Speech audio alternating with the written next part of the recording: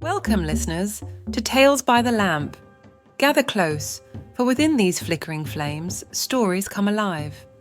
Let the shadows dance across your imagination as we tell enchanting tales from around the African continent. From the wisdom of ancient myths to the whimsical adventures of modern fables, we'll embark on journeys that spark curiosity, ignite wonder, and leave you with a heart full of warmth. So, settle in, dear listeners, and prepare to be swept away by the magic of storytelling. But beware, dear listeners, for these tales may not always be what they seem. Sometimes they'll take you down winding paths filled with unexpected twists and turns. But one thing is certain: with every story, we'll discover hidden truths, explore the depths of human nature, and celebrate the power of our shared humanity. So, light a candle, dim the lights, and join us on this magical adventure. Let Tales by the Lamp illuminate your world, one story at a time. This story begins in a small town with a particular character called Anansi.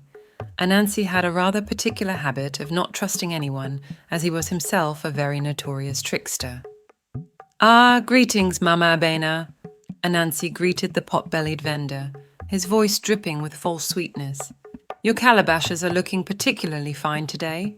Just the thing for a refreshing drink on a hot afternoon." Mama Abena, a woman with a sharp wit and a sharper tongue, eyed Anansi with suspicion. "Fine words from a notorious borrower, Anansi. Can you assure me you have the means to pay for such a delicacy?" Anansi chuckled, a sound like dry leaves rustling in the wind. "Leave the worry to me, Mama Abena. Opportunity always knocks for those who listen closely." He winked, his beady eyes glinting with mischief. Little did Mama Abena know, opportunity wasn't the only thing knocking in Anansi's head. He had his sights set on a far more valuable prize than a mere calabash.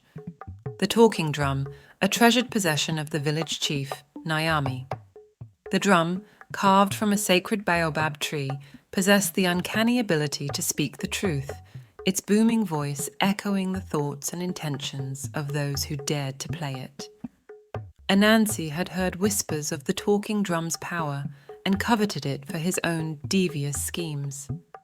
With its truth-telling ability, he could manipulate anyone, weasel his way out of trouble, and perhaps even become chief himself. But the talking drum was fiercely guarded within the grand throne room of Nyame, the powerful chief of Kumasi. After a fruitless conversation with Mama Abena, Anansi decided a more direct approach was needed.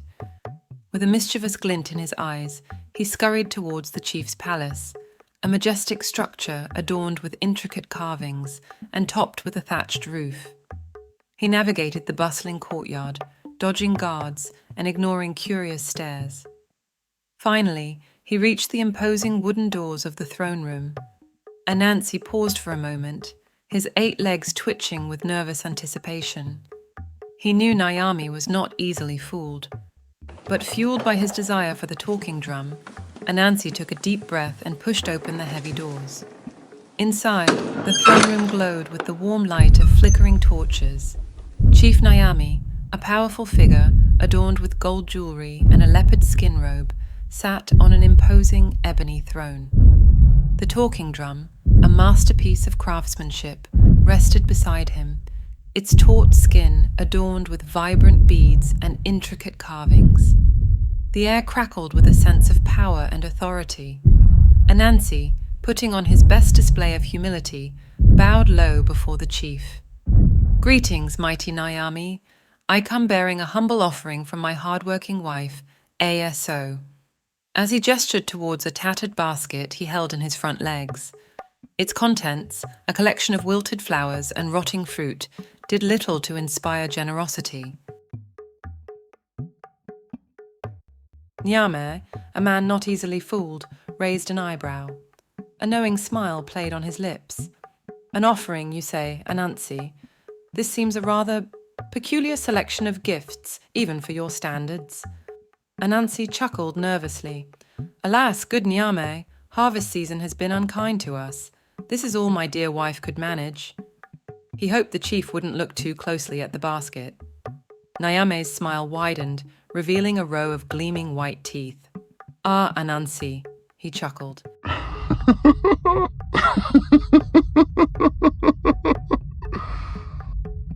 His voice a deep rumble that echoed through the throne room.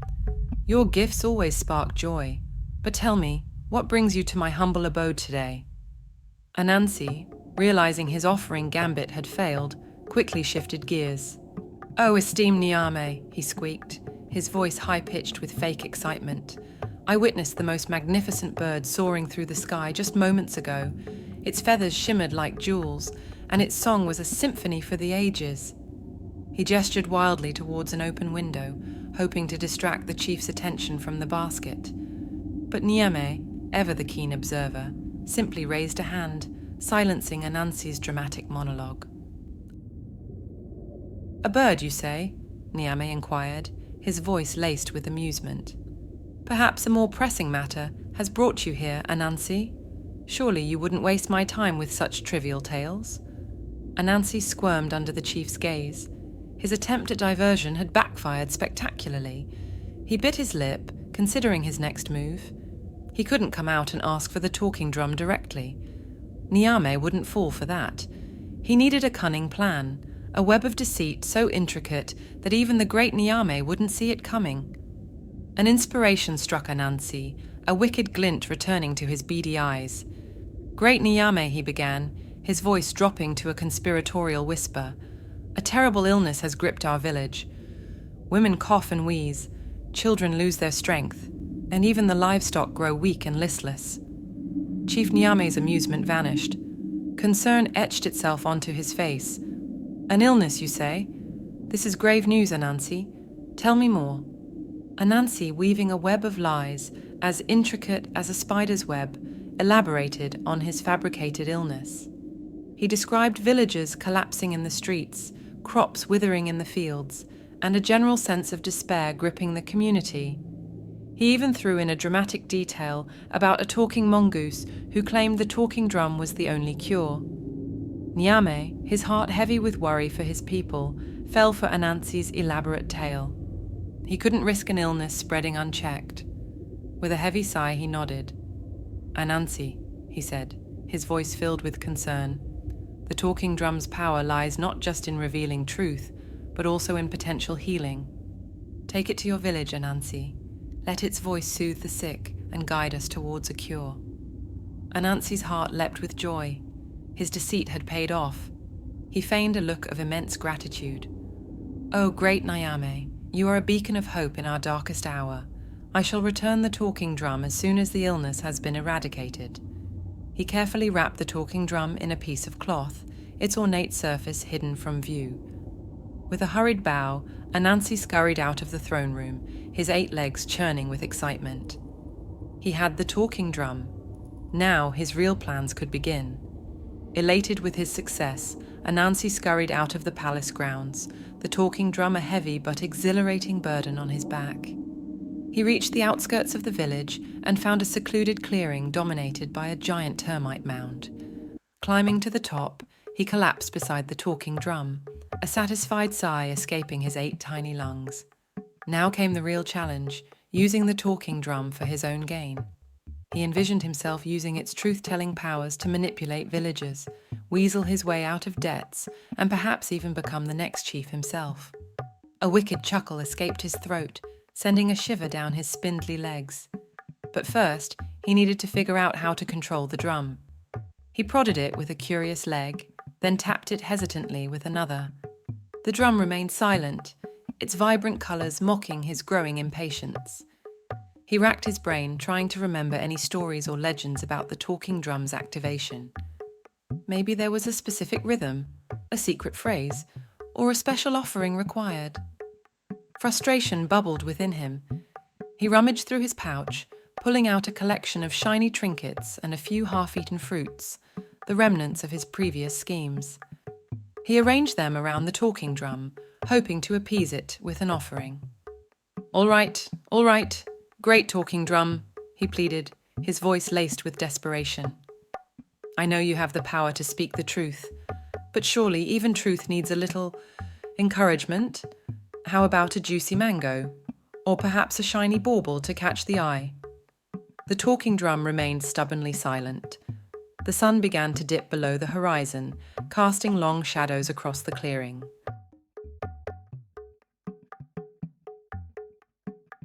Anansi's initial excitement gave way to a gnawing sense of defeat. Maybe the stories were wrong. Maybe the talking drum wasn't as powerful as he thought. Just as he was about to give up, a deep, booming voice echoed through the clearing. It wasn't the guttural roar of a lion or the trumpeting of an elephant. It was a voice unlike any Anansi had ever heard before, a voice that seemed to emanate from the very earth itself. Anansi, Anansi, the voice boomed, vibrating through Anansi's 8 legs. Always scheming, always plotting. But remember, the power of truth is a double-edged sword. It can reveal your lies just as easily as it exposes others. Anansi whirled around, his heart pounding in his tiny chest. There, hovering above the talking drum, was a small, transparent figure resembling a wise old man. His beard flowed like a wispy cloud, and his eyes twinkled with amusement. "Who are you?" Anansi stammered, his voice barely a squeak. "I am the voice of the talking drum," the figure boomed, his voice resonating with an otherworldly power. "And I am not for sale, nor can I be manipulated by trinkets or flattery." Anansi felt a wave of shame wash over him. He had been so focused on using the talking drum for his own gain that he hadn't considered the consequences of his actions. The truth, he realized with a jolt, could be a dangerous weapon in the wrong hands. The wise figure continued, "However, Anansi, your cunning is not without merit. Perhaps the talking drum can serve a purpose, but not the one you envisioned." He explained that the talking drum could be used to promote honesty and understanding within the village. It could expose injustice, settle disputes, and encourage villagers to speak their truth. But it could only work if used with wisdom and a genuine desire for the good of the community. Anansi, humbled by the experience, realized the error of his ways. He returned to the village, shamefaced and filled with regret. Anansi scurried back to the village. The talking drum, once a symbol of his ambition, now felt like a heavy burden on his conscience. He knew he had to confess his deception to Chief Nyame and return the drum. He entered the throne room, his head hung low in shame. Chief Nyame, his face etched with a mixture of concern and suspicion, looked up from his ebony throne. Anansi, in a trembling voice, confessed his elaborate lie about the village illness. He explained his desire for the talking drum and his foolish plan to use it for personal gain. Chief Nyame listened patiently, his expression stern but not unkind. When Anansi finished, the chief let out a deep sigh. "Anansi, Anansi," he rumbled. "Your schemes always lead you down a tangled path, but even a spider can learn from its webs." He explained that Anansi's deception was indeed wrong, but that courage to confess his mistake showed a glimmer of hope. He pondered the talking drum's potential, the wisdom imparted by the voice within. Perhaps, he mused, the drum could be used not just for revealing truths, but for fostering a sense of honesty and understanding within the village. Anansi, heartened by the chief's words, proposed a new plan. He would gather the villagers under the shade of the ancient baobab tree, a place of wisdom and community. There, he would explain the true purpose of the talking drum, its power to expose injustice and encourage open communication. He would act as a facilitator, ensuring the drum's voice was used for the betterment of the village. Chief Nyame, impressed by Anansi's change of heart, agreed. The talking drum, once a coveted prize, became a symbol of Anansi's redemption. The day of the gathering arrived. Villagers from all corners of Kumasi assembled under the sprawling branches of the baobab tree. Anansi, standing at the center, explained the talking drum's power, emphasizing its role in fostering honesty and resolving disputes. The first villager to step forward was a young farmer, his voice trembling slightly. He confessed to borrowing a neighbor's tools without permission, leading to a damaged plow and a strained relationship. As the farmer spoke the truth, a sense of relief washed over him. His neighbour, understanding the unintentional mistake, offered forgiveness and a helping hand to repair the damaged tool. One by one, other villagers came forward, using the talking drum to confess small thefts, hidden grudges, and unfulfilled promises. With each confession, a weight lifted from their shoulders, replaced by a sense of understanding and a renewed sense of community. Anansi, watching the villagers use the talking drum for good, finally understood its true power. It wasn't a tool for manipulation, but a catalyst for honesty and empathy. And though he still harbored a mischievous streak, he realized that true cunning lay in using his wit for the benefit of others, not just himself. Anansi sits among the villagers under the baobab tree, a genuine smile on his face. He no longer covets the talking drum, for he has found purpose in promoting honesty and community through its use. The sun sets over Kumasi, casting a warm glow on the village, a symbol of newfound peace and understanding. From that day on, Anansi became the keeper of the talking drum. He used his cunning to encourage villagers to speak their truths, fostering a more just and united community. While his schemes still caused occasional chaos, they were done with a wink and a nudge, aimed at encouraging laughter and self-reflection rather than personal gain. And the talking drum, once a symbol of Anansi's greed, became a beacon of honesty and a testament to the power of redemption, a reminder that even the trickiest spider could learn to weave trust and understanding through his webs. That brings us to the end of an exciting tale of Anansi. I hope you enjoyed listening to me. What did you learn from this story? I would love to hear from you. Share your thoughts and your questions in the comment section. So, if you enjoyed this adventure, be sure to subscribe to our channel.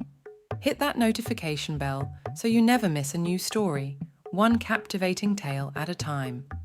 But this is just one tale from the library of the past. Here at Tales by the Lamp, we're dedicated to unearthing these hidden stories, myths, and legends that will illuminate stories from Africa and beyond. Together, let's keep the flame of the magic of storytelling. Until next time, goodbye. Next time.